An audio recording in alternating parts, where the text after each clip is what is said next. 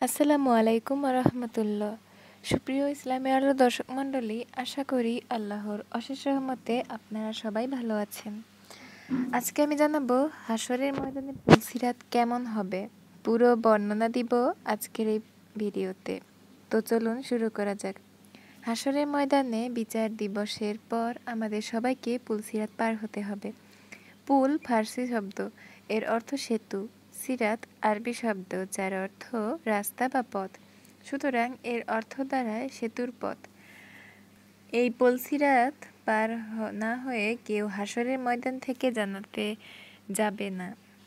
বিচারের পরই হাশরের মাঠ থেকে পুলসিরাত পার হয়ে জান্নাতের দিকে যেতে হবে। যে এই পুলসিরাত পার হতে পৃথিবীর হিসেবে 30,000 বছর সময় লাগবে।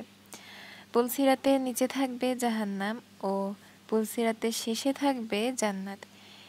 এটি একদম চুলের থেকেও সরু এবং তরবারির চেয়েও ধারালো হবে।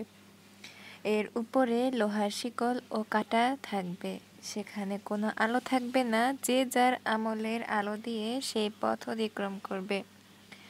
মানুষরা এর উপর দিয়েই গমন করবে, কেউ বিদ্যুতের গতিতে, কেউ বা ঝড়ের গতিতে, বা কেউ ধীর গতিতে।